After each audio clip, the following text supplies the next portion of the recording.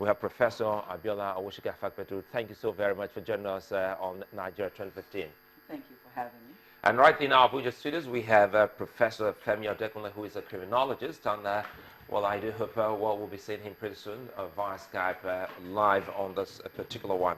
Looking at elections results, first, I would like us to look at the ugly scenario. We have to qualify it. It is indeed ugly, knowing full well that we have been watched live all over the world, world leaders sitting pretty well watching this particular process. But again, he has some form of complaints. How best should anyone have come up with that complaint, and how would you rate the handling of this particular one by Professor Jega? Well, I think Professor Jega handled it very well. This was a gentleman, if I could call him that, in light of what just happened. I'm sure they knew what the processes were. They know what to do when you have a complaint. First of all, the complaint didn't come before the results were announced. It came afterwards. So if they had issues, just like River State, everyone knew River State had an issue, and probably something like that would come up. But these guys waited until the announcement, and then tried to go through the back door to put their complaints in. Unfortunately, they did a bad job. I feel very ashamed for him. Do you think he could have handled that? How do they say it on the floor of the legislature now? Point of order. Do you think he would have handled it in a better way? Absolutely. I mean, what he did was something tantamount to a child coming up and throwing tantrums. He could have. They saw what they called the auditorium to attention to say, we have issues with the River State results. And Professor Jega came out and explained exactly what happened. It could have been more civilized. They could have been more creative in the way that they express their concern. Now, Professor Jega had to almost dress you down in public for something that you could have handled professionally. If these are supposed to be statesmen in their own right, and they're handling issues like this, what do we expect of the general public? These are supposed to be leaders. These are supposed to be ones that we look up to. And they could not even find a more gentlemanly or even legal process to make their complaints known. Well, we'll marry that with some comments, but I would like to first of all welcome Sean Kimbaloye. He's joined us. He's our political editor. Thanks for joining us. I know you have an exciting moment all through this process, and we're still very much on this particular one. Once again, welcome to the studios. Thank you, Sulaiman. It's been a historic moment for all of us as journalists. These are days that we'll remember for the rest of our lives, that were part of the... in fact, some of our guests too, I guess, because the viewership is massive, is global, is something that everybody is watching. People are keeping tabs. I was at the mall a few minutes ago, and I saw what people at every point where there's television, people are staying to watch. And what are they watching? I think perhaps I would like, as we speak, I would like our producers to marry that with some of the selfies, as well as pictures that have been sent in, even from a particular professor all the way from Dubai. People are taking pictures, getting this, and I saw some of them having some big calculators by their television sets, and I did the same thing yesterday, and I ran out of papers. Wifey came and she gave me a couple of papers because she saw I was writing.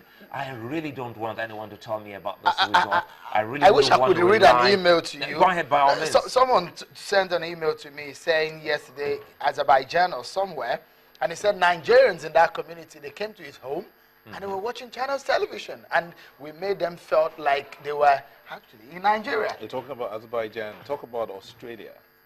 Talk about... That's almost a day about 2 days. Talk about New Zealand. I'd love to see those pictures come up as we talk, and so that people can feed their eyes. And in case you are anywhere, any part of the world, you can also get to see your pictures live here on Channel Television. That's the fun part.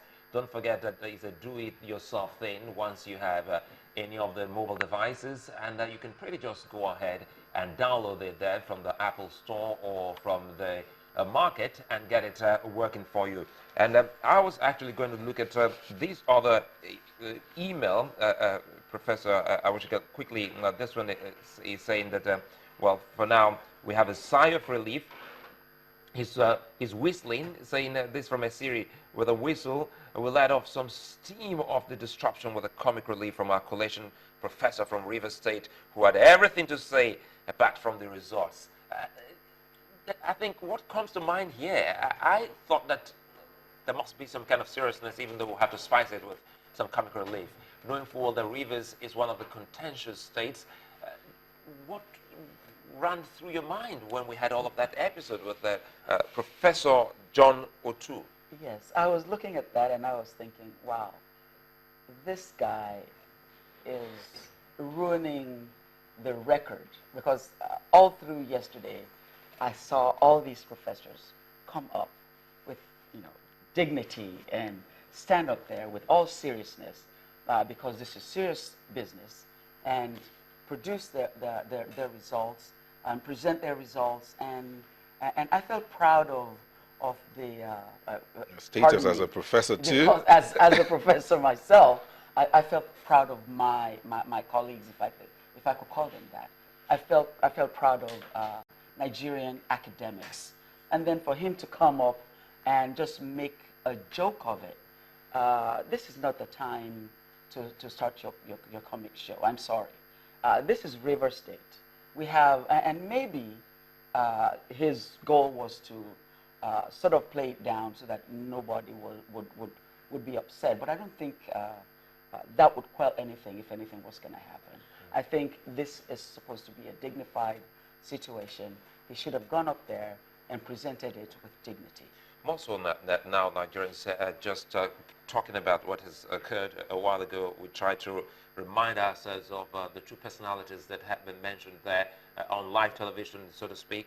And from this email coming in from Clarice, Clarice is saying this is important considering that the two-party agents consist a former Minister of the Federal Republic, but more importantly, a retired colonel and former Director of Legal Services for the Nigerian Army, retired Colonel Bello Fadile, who currently serves as Director of Special Duties in the Office of the National Security Advisor, who clearly seemed to be acting out of script. That's from Clarice.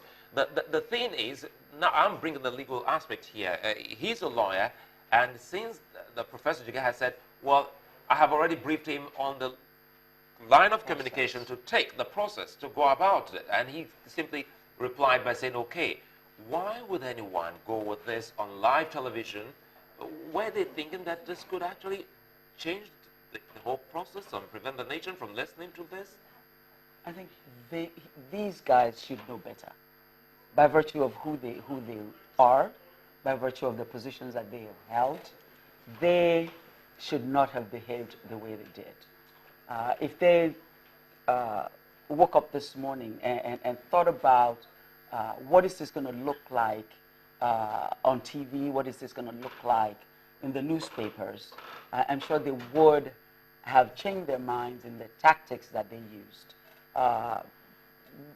Even if you weren't a legal practitioner and you didn't know the law, you know there are rules and regulations. You know the commission has rules that guide it.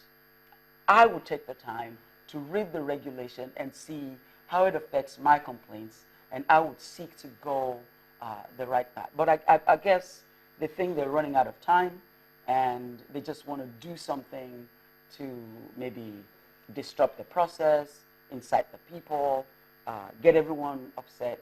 But it was interesting to see how dignified the commission members were.